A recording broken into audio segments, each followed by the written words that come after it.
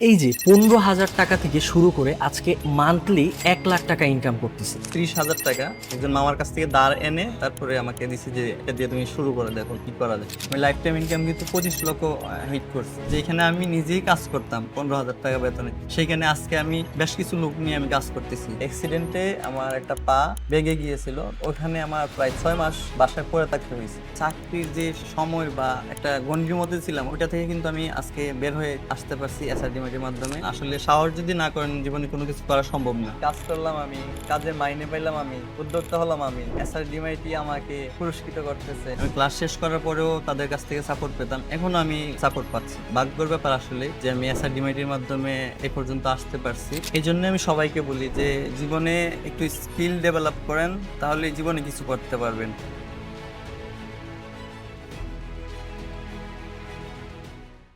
বাংলাদেশের কর্মজীবন মানে শুধুই জীবিকার লড়াই নয়, এটি প্রতিদিনের পরীক্ষা, হতাশা আর স্বপ্ন বাস্তবায়নের এক লড়াই। একটি জরিপে দেখা গেছে দেশের প্রায় 10 থেকে 15% কর্মজীবী বছরে একবার হলেও চাকরি ছেড়ে দেওয়ার কথা চিন্তা করেন এই হতাশার কারণে। বর্তমান প্রজন্মের অনেকেই যখন অনিশ্চয়তার ভয়ে স্বপ্ন দেখার সাহস হারিয়ে ফেলে, তখন কেউ কেউ এই ভয়কে পাশ কাটিয়ে নতুন এক অনুপ্রেরণার গল্প তৈরি করে। আজ আমরা ঠিক এমনই একজন মানুষের সাথে কথা বলবো, যিনি সেই নিরাপদ চাকরির গণ্ডি ভেদ করে এক অজানা পথের দিকে পা বাড়িয়েছিলেন। আচ্ছা ভাই, আপনার পরিচয়টা একটু সবাইকে দেন। আমার নাম মোহাম্মদ নাজিরুল ইসলাম শিপন, আমি এসআরডিএমআইটির বেস 53 একজন স্টুডেন্ট।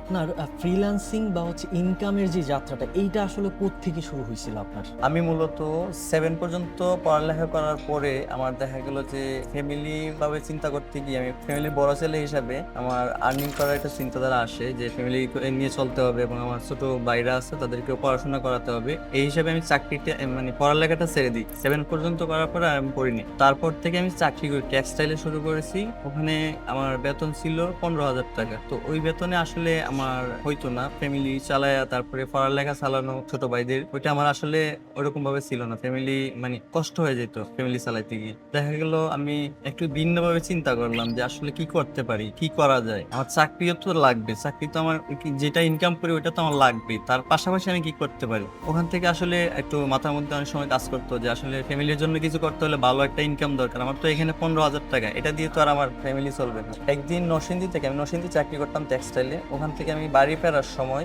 একটু হতাশাগ্রস্ত ছিলাম যে টেনশনটা নিয়ে। তো ওই সময় আমার কিন্তু একটা অ্যাক্সিডেন্ট হয়েছিল। অ্যাক্সিডেন্টে আমার একটা পা ভেঙে গিয়েছিল, ওখানে আমার প্রায় 6 মাস বাসায় পড়ে থাকতে হয়েছে। তখন কিন্তু আমার আরো প্রেশারটা আরো বেশি বেড়ে যায় যে আমার ফ্যামিলি কিভাবে চলবে, আমার ছোট ভাই আছে, আমার ফ্যামিলি মেম্বার যারা আছে সবাইকে নিয়ে কিভাবে চলা যাবে। তখন থেকেই আমার অনলাইনে, যে আমি ঘরে তো এখন পড়ে আসছি, আমি চাইলেও কিন্তু টেক্সটাইলে গিয়ে আর চাকরি করতে পারবো না, এখন অনেক সময় লাগবে পা ভালো হতে। তো ওখান থেকে আমি অনলাইনে কিছু একটা করার চেষ্টা করি। তখনই আমি তাসিফ খান ভাইয়ের একটা অ্যাড এর মাধ্যমে ওইটা দেখি আমি এসআরডিএমআইটিকে।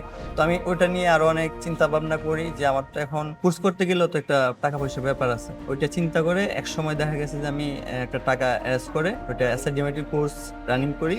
আর ওইদিকে আস্তে আস্তে দেখা গেছে ক্লাস করতে করতে মানে আমার পাওয়া ভালো হয়ে গেছে। আমি কিন্তু এখন টেক্সটাইলও চালাইতেছি, আমার ওইটা কোর্সটাও চলতেছে। দেখা গেছে এক সময় আমার কোর্সের পাশাপাশি চিন্তা আসলো যে আমি আসলে কোর্স করে বা চাকরি ছেড়ে গিয়ে যে আরেকটা কিছু করে ফ্রিল্যান্সিং করে যে চাকরি পাশাপাশি তো এটা করা সম্ভব না, এটা একটু লং টাইম ডিউটি ছিল আমার। তো ওখান থেকে আমি চাইলাম যে আমার চাকরির পাশাপাশি কোনো একটা কিছু করা লাগবে। তখন শুভ স্যারের যে আইডিয়াগুলো দিত, ওখান থেকে আসলে আমি এক্সপিরিয়েন্স হই যে একটা নিজের ব্যবসা দাঁড় করানো যাইতে পারে ওখান থেকে। যেহেতু আমি ডিজিটাল মার্কেটিং এ এখন আস্তে আস্তে এক্সপার্ট হচ্ছি, তো ওখান থেকে আমি টেক্সটাইলে যেহেতু আমি ছিলাম, ওখানে আমার আইডিয়াটা ভালো ছিল কাপড়ের উপরে। ওখান থেকে আমি কাপড় নিয়ে বিজনেসটা সামথিং একটু শুরু করার ইচ্ছা করি। কিন্তু ওখানে বাড়িতে যখন জানালাম বা যারা রুমমেট ছিল তাদের সাথে কথাবার্তা বললাম, ওখানে কিন্তু ওইরকম ভাবে আশপাশ থেকে তেমন একটা সাপোর্ট আসে নাই। তো ফ্যামিলি থেকে আমাকে সাপোর্টটা দিছিল। তখন আমাকে 30,000 টাকা একজন মামার কাছ থেকে ধার এনে তারপরে আমাকে দিছে যে এটা দিয়ে তুমি শুরু করে দেখো কি করা যায়। তখন আমি 30,000 টাকা দিয়ে টেক্সটাইল থেকে কাপড় কিনে এই যে ডিজিটাল মার্কেটিং শিখলাম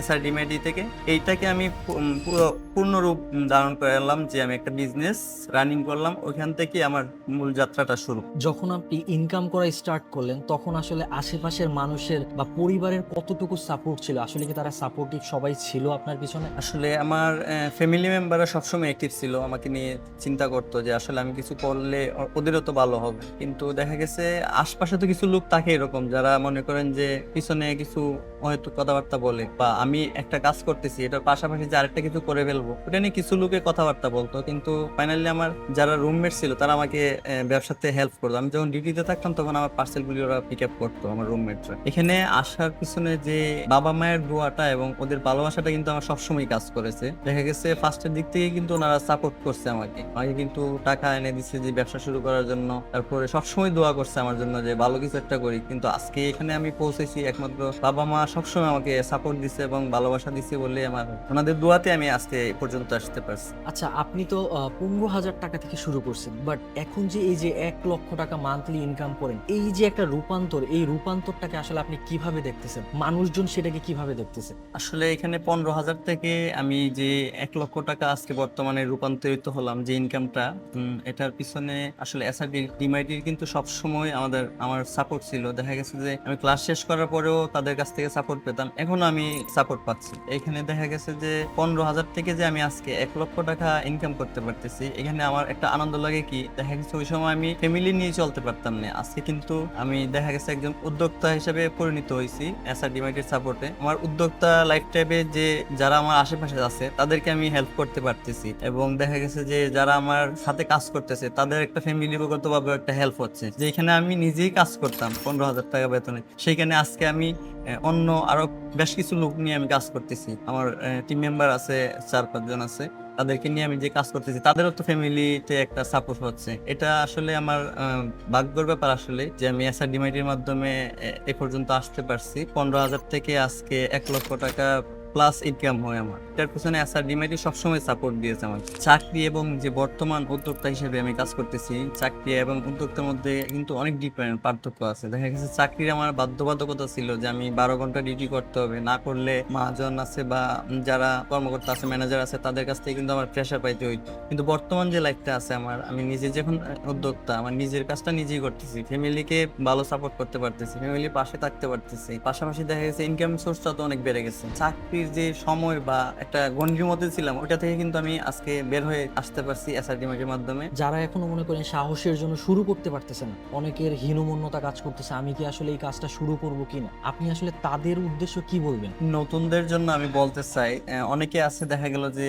সাহস করতে পারে না, দেখা গেছে গ্রাজুয়েশন কমপ্লিট করেও কিন্তু কিছু করবে, কিন্তু ওরা মানে বেকারত্ব নিয়ে বসে আছে, কিছু করবে পারতেছে না, সাহসটা পর্যন্ত করতে পারতেছে না। আসলে সাহস যদি না করেন জীবনে কোনো কিছু করা সম্ভব না। আজকে দেখেন আমি সাহস করছি বলে আমার কিন্তু চাকরি করলে এখন পর্যন্ত আমি ওই অবস্থায় থাকতাম। দেখা গেছে আমি একটা কেরিয়ার ডেভেলপের উপরে মানে একটু কোর্স করছি বা ওইরকম ভাবে আগাইতে পারছি বলে আজকে এই জায়গাতে পৌঁছতে পারছি। আজকে পর্যন্ত দেখা গেছে আমার মান্থলি ইনকাম 1 লক্ষ টাকার উপরে আছে, লাইফ টাইম ইনকাম কিন্তু 25 লক্ষ হিট করছে।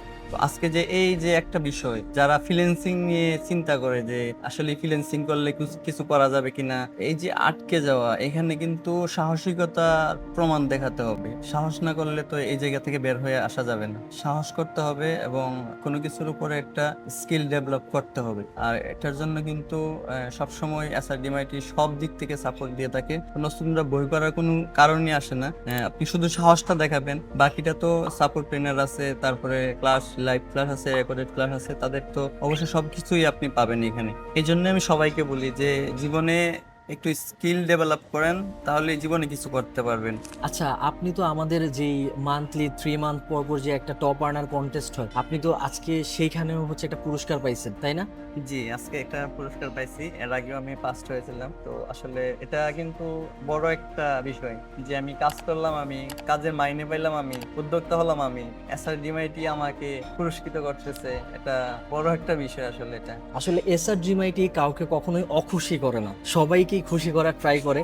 আর এটা আসলে কি কোনো খুশি না বা কোনো একটা ছোট্ট একটা গিফট না, এই গিফটটা হচ্ছে মানে আপনার একটা বলা যায় যে একটা পুশ করা, যে আপনি ভালো কিছু করবেন সামনে, জাস্ট এইটার জন্য ছোট্ট একটা প্রয়াস। এটা ছাড়া আসলে এটা কিছুই না। এই যে 15,000 টাকা থেকে শুরু করে আজকে মান্থলি 1 লাখ টাকা ইনকাম করতেছে, তারপর ওনার লাইফ টাইম এ যাবৎকাল পর্যন্ত 25 লাখ টাকা। এটা কোনো একটা ছোট্ট কোনো একটা বিষয় না। আজকে উনি স্বপ্ন দেখতেছে, আমাদেরকেও সেই স্বপ্নটা দেখতে হবে। আমি যদি সাহস করি, স্বপ্ন দেখি, সেই স্বপ্ন বাস্তবায়ন অবশ্যই হবে। আপনাকে অবশ্যই স্বপ্ন বাস্তবায়নের এবং অনুপ্রেরণার গল্প লিখতে হবে, তাহলে আপনি জীবনে সামনে আগাতে পারবেন। ধন্যবাদ সবাইকে, আবারও দেখা হবে।